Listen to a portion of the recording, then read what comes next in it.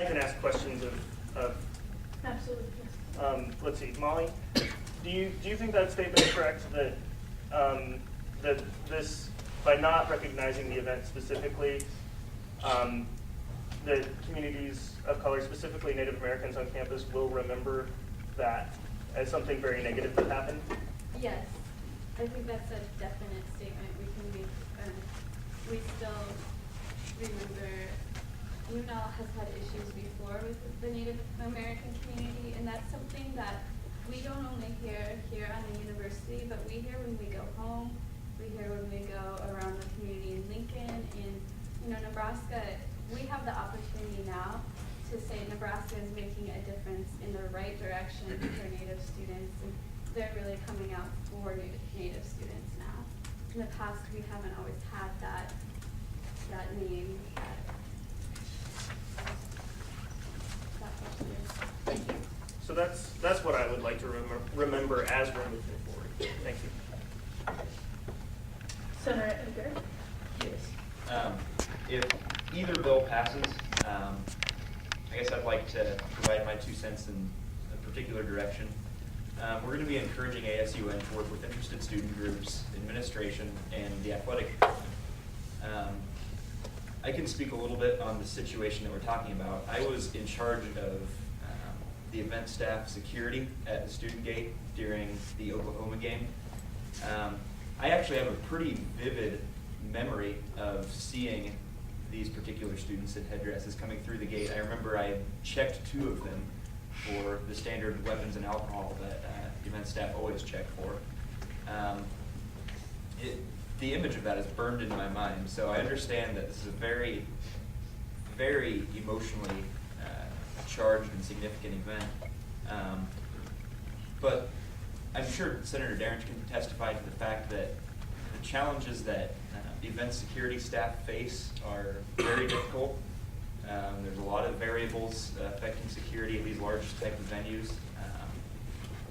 It's pretty overwhelming. I can say from my 3 years of experience providing security at football games that it's very daunting for everyone involved. The professionals who work in the athletic department, who work in law enforcement, and even the student volunteers. If this were to pass, either bill, in the discussions that DSDC and ASUN have with the athletic department, I think it would be imperative that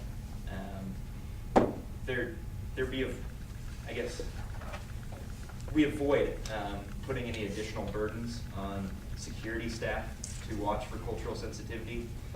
The system that would have to be put in place to move forward it would require a new system. It would require something radically new, a departure from what currently exists. I'm very, well, I'm not very familiar, but I'm pretty familiar. I'd like to say I know quite a bit about how security systems work at these large venues. That would simply be a burden that particular system could not handle. Given my memory of this event, I really respect the spirit of both of these bills, that we move forward, we promote this discussion on campus, that we work hard to prevent these sorts of instances from occurring again. But I really do urge DSDC and ASUN of the future to really think hard about what sort of systems should be put in place in the future, because it's going to require something new. So it's going to require a lot of very careful study, looking at peer institutions, looking at just the very profession of security, and seeing how this could be implemented in some concrete fashion, how people can be trained, and how these large venues could be, I guess, no longer used as opportunities for culturally insensitive statements from happening. That's pretty much all I have to say. Thank you. Senator Peterson? Seeing as it's already past my bedtime, others can speak much more eloquently than me. I'm not going to say much, but You guys all thought I was going to call the question, didn't you?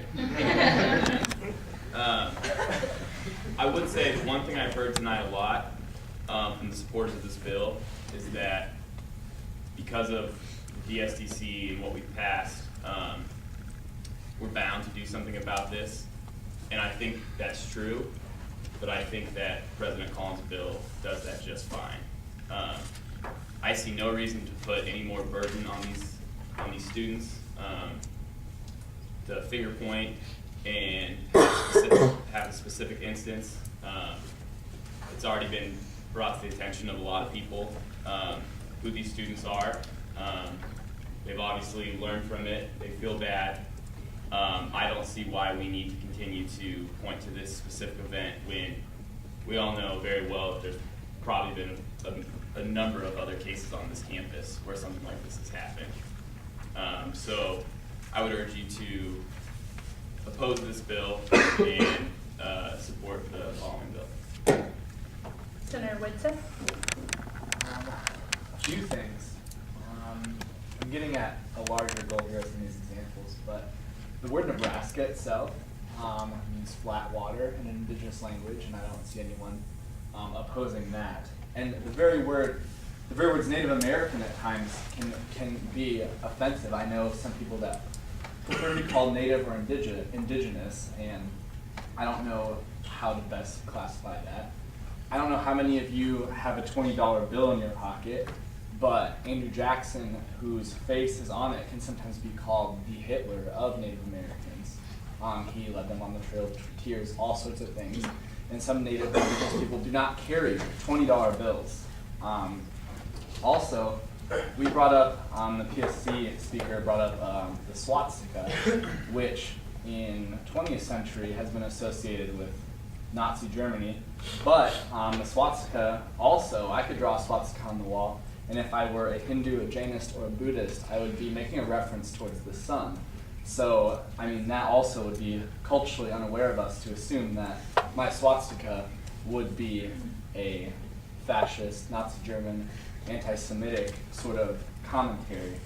All of these examples I'm using as that, I mean, and also I myself dressed up as a Spartan on the 300 sellout game and went to that, and I did not do that. I'm starting to feel guilty about that right now, but I did not do that by any means to be demeaning, degrading, or insulting towards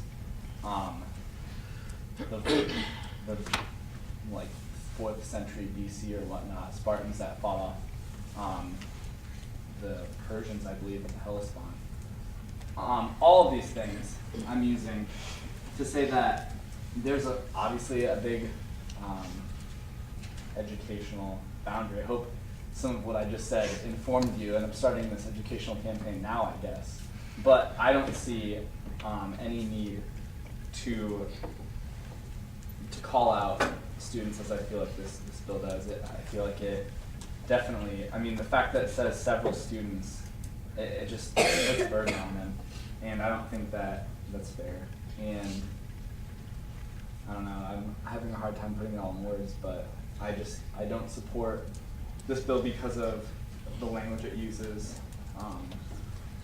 focusing on the event itself. I think it, in fact, is contradictory to the goal of the bill.